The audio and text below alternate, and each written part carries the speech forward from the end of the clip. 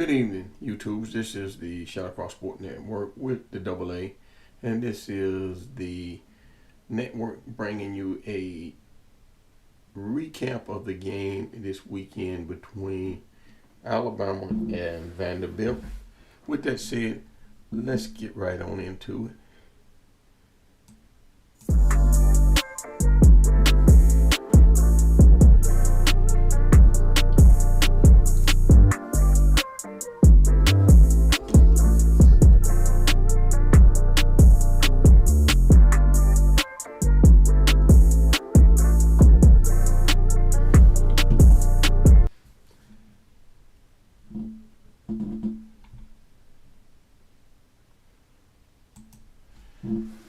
Well, Vanderbilt played a pretty good game. The first half was an excellent game, excellent for the Vanderbilt Commodores. Alexander had that big run for I think 65 yards or so, and that put Vanderbilt up 7-0. And then of course Diego Parvey was able to move them down, and they was able to score again, and they were up 14 to nothing. And then of course Alabama started catching on to what they was doing, and they were able to move down. I think they tied the game up at 14. And then after that, the game was a defensive battle for a little while until Alabama kind of scored again. And then later on in the fourth quarter, Alabama scored again to make it 28-14. And then I think it was 30-14, I believe, the final score. But Vanderbilt, they played them just about as tough as they played them last year. They just was able to come through with a win there at the end up at Dudley Field. But just looking at the stats for Vanderbilt.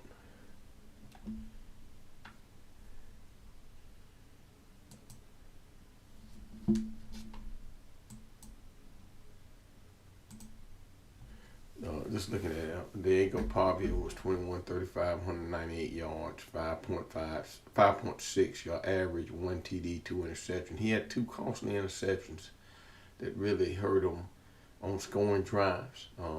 If Vanderbilt could have capitalized on at least one of those drives, the game would have been a lot closer than what it was. Of course, Ty Simpson, he had a very good game. He was 22-31 for 340 yards, 11 yards average per pass, 2 TDs, 1 interception. QBR is about 115. Of course, the Diego's was 61.36. Rushing yards, Alexander was he had that 65-yard run, and he had 4 carries, 9.5, 1 TD. For the average was 9.5. Of course, Miller ran the ball real well. He had 22 carries for it was more than 22 yards. I think he was over like 140 yards total. That's a typo. He had 140 yards rushing, and he averaged like 5 yards per carry. So he had a real good game for Alabama. And then, of course, Junior Sherrill had 6 receptions, 49 yards. And then, and Junior Sherrill, they basically shut him down as well as Stars. They were not really effective as they were in the other games. Ryan Williams had 6 receptions for 98 yards, 16.3 average, 1 TD. His longest was 54. Vanderbilt had 335 yards to Alabama's 486. Vandy had 2 turnovers. Alabama had 1. Vandy had 16 first downs to and that's a typo too. The Alabama's 25. The penalties, Vanderbilt had 5 for 52, and Alabama had 3 for 30. Time of possession, Vandy had the ball for 22 minutes and 37 seconds. Alabama had it for 37 minutes and 23 seconds. That's a typo there too. But the thing about it is Vanderbilt played better than expected down in Tuscaloosa. They could have won that game. They could have played better, but they made some mistakes down the stretch. You know, Pavia didn't play the game as well as he normally does, and so that probably was a turning point in the game. The turnovers, the interceptions, I think, really hurt Vanderbilt a lot. But Vanderbilt played Alabama tough, and they let it be known that they're gonna be a tough out for anybody that they play, and and they can keep their heads up. I don't know who they play. I had to go out and look and see who they're gonna play in this game coming up on Saturday. But I know Alabama goes up to Missouri, and that's going to be a tough game for Alabama up there on the road. And then they going if they get beat up there by Missouri, then Tennessee has to play them that following week. But that's the story on the Vanderbilt game. Vanderbilt, I don't know who Vanderbilt will face next week. I know I don't think they have a bye. They haven't had a bye yet, I don't believe. But Vanderbilt's got a lot of real good players, especially on the defense side of the ball and on the offensive side of the ball. Just overall a good team. You got a lot of good players, and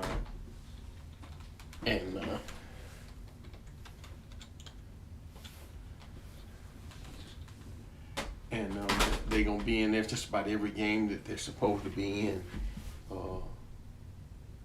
Coming up, in the next few weeks coming up. I wanted to touch on Vanderbilt. Let's look and see what they're doing as far as recruiting. And it's been a while since I touched on Vanderbilt's recruiting.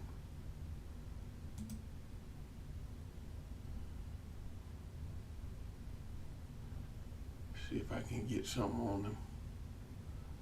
Look at the teams football recruiting.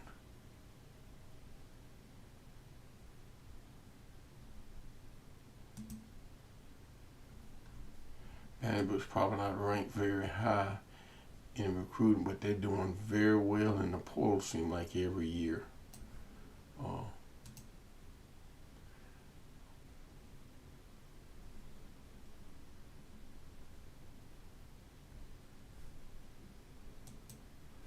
Just looking at it, Vanderbilt did for 2026. They already got some relatively good players already committed,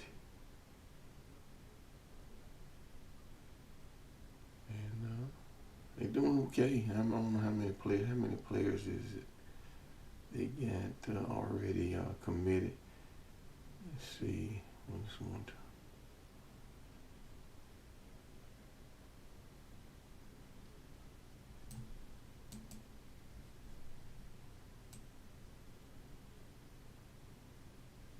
Looks like about 17 players.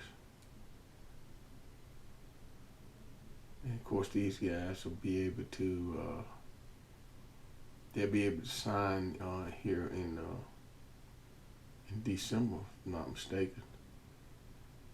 But they're not doing that. They're not doing bad. And of course these 3 stars, a lot of them turn into very good players down the line.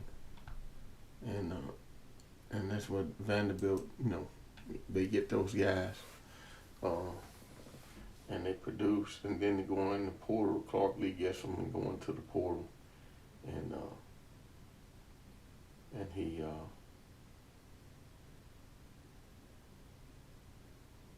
he develops those players. But with that said, that's going to end the Vanderbilt portion of. And you notice I'm wearing a Tennessee, but I'm a Tennessee fan, I'm a Vanderbilt fan, a TSU fan, an Austin P fan, a Memphis fan, and I also support the Middle Tennessee State University also. So I'm neutral. I've been a big fan of Tennessee and Vanderbilt and TSU for years. And of course, Austin P is in the Middle Tennessee area where I live, and along with Middle Tennessee.